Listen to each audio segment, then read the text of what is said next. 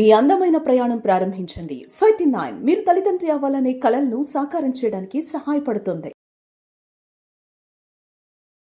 Irregular cycles వచ్చే వాళ్ళందరికీ infertility ఉంటుందా? ఇది జనరల్గా చాలా మంది తెలుసుకోవాల్సిన విషయము. ఇర్రెగ్యులర్ సైకిల్స్ వస్తే చాలా మంది అసలు హాస్పిటల్కి కూడా రారు. 3 months 4 months పీరియడ్ అవ్వకపోతే ప్రెగ్నెన్సీ ఏమో అనుకుని ఉండిపోయాం మేడం ఇంట్లో, కానీ టెస్ట్ చేసుకుంటే ప్రెగ్నెన్సీ రాలేదని చెప్తుంటారు.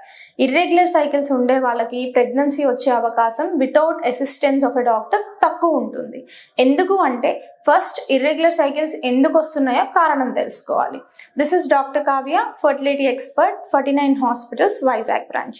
అసలు ఇర్రెగ్యులర్ సైకిల్స్ ఎందుకు వస్తాయి? డిఫరెంట్ కాజెస్ ఉంటాయి. బట్ మోస్ట్ కామన్ గా అందరి నోట్లో నానేది పీసీఓడి.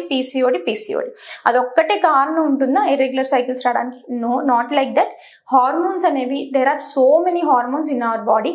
హార్మోన్ ఇర్రెగ్యులారిటీ ఉండడం ద్వారా కూడా ఇర్రెగ్యులర్ సైకిల్స్ వస్తాయి.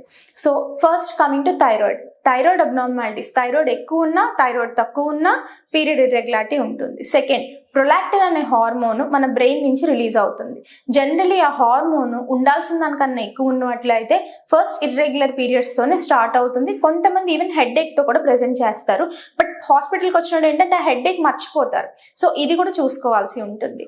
థర్డ్ పార్ట్, అసలు పీరియడ్ ఫస్ట్ నుంచి ఎలా వస్తుందో కూడా చూసుకోవాలంటే కొంతమందికి డిలేడ్ సైకిల్ ఉంటుంది. రావడమే పెద్ద మనిషి సుమారుగా 15-16 సంవత్సరాల తర్వాత వస్తారు. సో వాళ్ళకు కూడా ఇర్రెగ్యులారిటీస్ అనేవి కనిపిస్తాయి అనమాట. అదేమైనా సిండ్రోమిక్ ఫీచర్స్ కూడా ఉంటాయి అనమాట. నెక్స్ట్ అదర్ హార్మోన్స్ ఏంటి అంటే మన బాడీలో ఓవ్యులేషన్ కి సంబంధించిన హార్మోన్స్ ఉంటాయి. అంటే FSH, LH అనే హార్మోన్స్ ఉంటాయి. ఈ అబ్నార్మాలిటీస్ ఉండడం వల్ల కూడా ఇర్రెగ్యులర్ సైకిల్స్ వస్తాయి. నెక్స్ట్ మోస్ట్ గా వినిపించేది PCOD is nothing but irregular hormone release in our body. So ఎప్పుడైతే హార్మోన్ రిలీజ్ అనేది అబ్నార్మల్ గా అవుతుందో పీసీఓడి అనేది వస్తుంది అనమాట. ఈ పీసీఓడిలో మళ్ళీ వెయిట్ కి తాలూకా లక్షణాలు కూడా ఉంటాయి. అంటే డయాబెటిక్ ఉండే లక్షణాలు కూడా ఉంటాయి అనమాట. చాలా మందికి ఏంటంటే పాపం చిన్నవాళ్ళు అయినా సరే డయాబెటిక్ అబ్నార్మాలిటీస్ కనిపిస్తూ ఉంటాయి.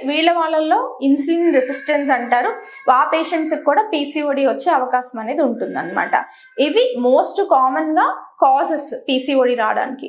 సో ఈ కాజెస్ అన్నిటికీ దేనికి కరెక్ట్ ట్రీట్మెంట్ ఉంటుందో దానికి ఉంటుంది. అంటే థైరాయిడ్ కరెక్షన్ చేసుకోవాలి, ప్రొలాక్టిన్ కరెక్షన్ చేసుకోవాలి, ఓరల్ కాంట్రసెప్టివ్ పిల్స్ కొంతమందికి ఇవ్వాల్సి ఉంటుంది. ఎందుకంటే కొంచెం హార్మోన్ కరెక్షన్ కి ఇవన్నీ చేసుకున్న తర్వాత పీరియడ్ రెగ్యులరైజ్ అవుతుంది అనమాట. సో రెగ్యులరైజ్ అవడంలో అన్నిటికన్నా important life style changes. Weight gain ఉండకూడదు, హెల్దీ డైట్ తీసుకోవాలి, బ్యాలెన్స్డ్ న్యూట్రిషన్ తీసుకోవాలి. ఈ ఫ్యాక్టర్స్ అన్ని యాడ్ చేసుకుని రెగ్యులరైజ్ చేసుకుంటే పేషెంట్ కి కన్సీవ్ అయ్యే అవకాశం చాలా ఎక్కువ శాతం ఉంటుంది. Simple example is 10% of decrease in body weight will increase chances of getting pregnant by 50% అనమాట. సో ఇవన్నీ చేసుకోవడం ద్వారా 50% chances that patient will conceive with PCOD are irregular cycles కూడా ఉంటాయి అనమాట. సో ఇవన్నీ తెలుసుకోవాలి అంటే ఇర్రెగ్యులర్ సైకిల్స్ వస్తుందిలే పీరియడ్ అనుకోవడం కన్నా డాక్టర్ని వెళ్ళి కన్సల్ట్ చేస్తే వాళ్ళు దాని తాలూకా టెస్ట్లు అనేవి చేస్తారు.